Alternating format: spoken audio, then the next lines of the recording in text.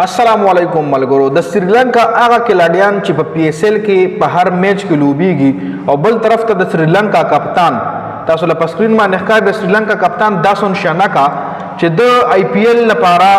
پی ایس ایل پرې خو په پی ایس ایل کې لاهور قلندر لوبډلې ځان سره اغشتل او هغه نه باوجود لاهور قلندر سره لوبونه ک پی ایس ایل ترانه او آی پی ایل ته لاړو چې تر دې مهاله پورې د په آی پی ایل کې په بینچ باندې لا ولا موقع هم نه د ورکړل شوی دینه علاوه زیمبابوے بالر چې کومو هغه هم په آی پی ایل کې لا تر اوسه موقع نه د ورکړل شوی او دا श्रीलंका هغه کلاډیان کم چې پاکستان ته پی ایس ایل ته راغلي دي نو په هغه کې ویلالاګي دي دونت ویلالاګي سپینر بالر دی بیټینګ هم لګ ډیر کول شي بالک آل راونډر دی چې لاهور قلندر سره لوب کوي کوشال مینډس چې د پېښور زلمی اهم کلاډي دی او پېښور زلمی ته په 100 میچونو کې سکور وکړو او دا وخت په پی ایس ایل کې لیډینګ رن سکورر هم دی ورسره بیا چیرت اصلان کار چې دا هم لاهور قلندر سره دی پریرا چې کوم دی کوشال پریرا تیر زر لاهور قلندر سره اوردازل دی حیدرآباد سره دی او کوشال پریرا حیدرآباد لا چې حیدرآباد کم دوه میچز په مخ وګټل نو پای کې کوشال پریرا خ بیټینګ هم کړی دی دنه علاوه چندیمل دنیش چندیمل د श्रीलंका سابقا او ډی آی کیپټن چې هغه هم کوټا ګلیډیټر سره دی کوټا ګلیډیټر راتلو سره په میچ کې موقع ورکړه او تیر کال هم په پی ایس ایل کې چندیمل کوټا ګلیډیټر ته میچز ګټلیو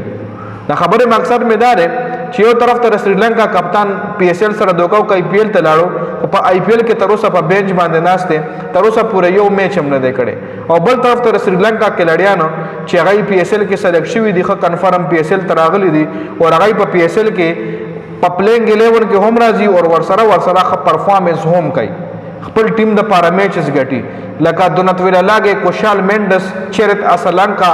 کوشال پریرا د خپل لوبډلو اهم کلاډیان دي د خپل لوبډلې د خپل لوبډلو د پاره د اهم میچز هم کړی دي او ګټلی هم دي او په پی ایس ایل کې په هر میچ کې لوبيږي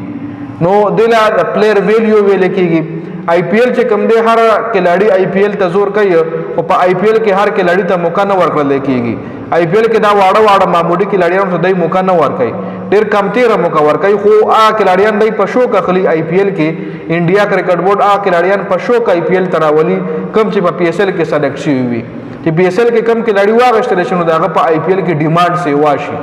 ای ولا افرو کې نو پی ایس ایل پری ځکه هر کلاډي وای چې زپا کم وخت کې زیاته پیسې وګټما نو بیا هر کلاډي پیسې ګټلو د پاره آی پی ایل ته زی او پی ایس ایل پنیمه کې پری دي نو او بیا په آی پی ایل کې غلا موقع هم نه ورکړل کېږي کچره داسون شاناکا لاهور قلندر ته راغلو نو ښکارا خبره ده چې لاهور قلندر په هر میچ کې مطلب چانس ورکولو هر میچ کې به په پلینګ 11 کې راوستو خدا د لاهور قلندر کیسه هم خراب ده میچونه زیات بایلل خیر د حواله سره تاسو سره د خپل قیمتي رائے مو سره ضرور کمنټ کړئ